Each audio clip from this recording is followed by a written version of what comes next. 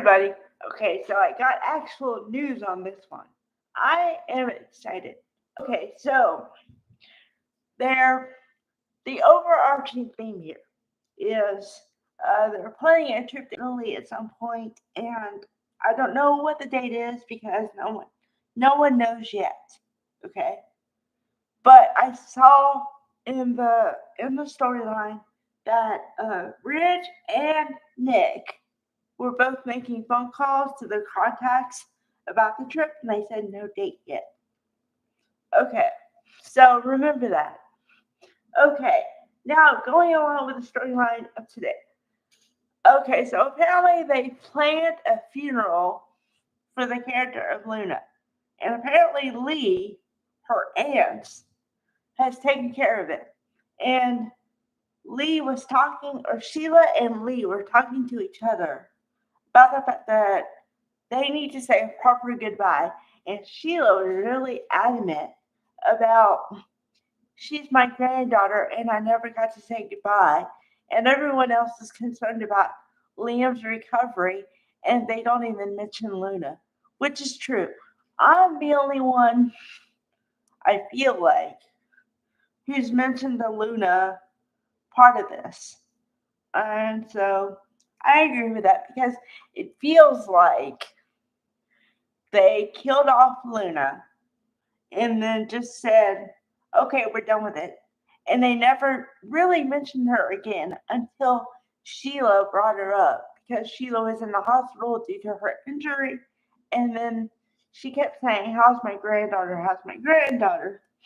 And everybody else doesn't care about Luna at all. I didn't even think Lee cared about her because the way she was like, well, you know, I'm ashamed to call her my niece. And then after she passed away or whatever, then they have the scene with Lee and Poppy, and Lee lets Poppy have it for what she said about. She said, unfortunately, she died, and she says, I'm glad. And Lee let her have it for that one. And I would have let her have it too because I did because I said, how dare you say that about your own kid? Your flesh and blood, and you say, I'm glad she died? Wow. You know, I mean, so I'm happy to see they're actually going to have some kind of service for her. Now, if it's going to be all straight and everything else and not go twisty turny like it usually does is beyond me, but at least they're going to do something. Um, okay, so one kind of aside is I thought that when I saw Lee and Sheila together, I was like, I hope they don't claw each other's eyes out because to say they have a sordid history would be the understatement of the year. Um, but that didn't happen, so that was good. Okay. So I'm kind of excited, but kind of trying to be realistic too here on this one. Um, it looks like they're trying to set up Nick and Brooke to be a couple, but see, the reason, okay, there are two reasons I'm hesitant on this. Now, before I say anything, I have to say I love Jack Wagner as an actor. That has nothing to do with it, and I love the character of Nick. Even though I'm kind of new to the character, I like it. The hesitation I have is twofold. I don't know how long Jack Wagner plans on being on B&B.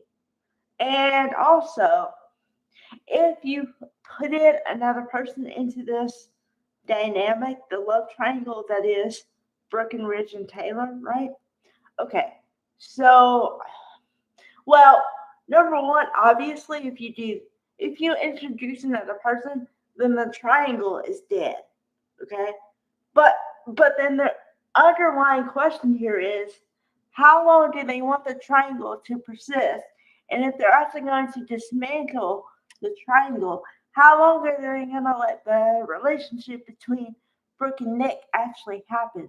Like, is it going to be like a fling, or is it going to be a real relationship, or is she going to get married to him instead of Rich, or what? Because also, which is really weird, Eric always seems to be the voice of reason on this soap opera, okay? Because Eric is Riz's father and the whole thing, right? So Eric is talking to Riz and saying, well, but you're not listening to your heart, you're not listening to yourself, and every minute that you spend with Taylor, you're pushing Brooke further and further away, and she has Nick Maroney circling her like a shark. Okay, so obviously they are Team Brooke, and also by way of Team Triangle, because if they weren't, they would be totally fine with Brooke getting with Nick. Okay? But the soap opera hinges on the triangle thing. Okay, follow me. You have that triangle. You were going to have the Electra Luna Will triangle for the younger set. And there you go. You know, so soap opera lives on triangles. And as I always say, no one really wants to see a happy couple for too long because it gets boring. I mean, who wants to see somebody get married and like they live happily? And after a while, it's like, okay, could you have some fire in your whatever or something? Or like, remember for the longest time I was talking about Finn, the character of Finn, and I go, okay, there were two sides. I was like, okay, it's cool. He's really like chill, nothing going on there. But then I was like, there's nothing going on there. He's just a doctor. I don't know anything about him. And like, honestly, it didn't get interesting until he had this secret life, kind of, that no one knew about. The fact that he had had an affair or whatever with his aunt that produced Luna, and then, Luna and the whole thing. But that, you need that bit of excitement there because otherwise it's like, why are you here? You know? And let's be honest here. I mean, soap operas are usually dramas. Now, the good thing about Bold is, and the thing I've realized in 2 years, is that Bold is a campy soap opera too.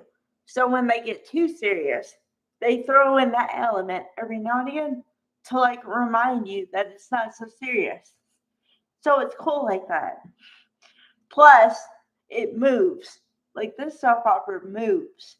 I appreciate that. So, so yeah. Okay. So now, according to everything I just said, we're waiting on two things here. We're waiting on the funeral for Luna character and the trip to Italy because you know how whenever they go international, something always happens when they're there. And also, hello, okay, writers, producers, whoever, you owe me a wedding, please, Carter and Hope. You owe me a wedding. I was all gung ho. I still am, but I'd like my payoff at some point. And in the summer, please, when she can have a nice dress and, be outside and have Deacon walk her down the aisle. Where are you? Thank you very much. Okay. Bye, everybody.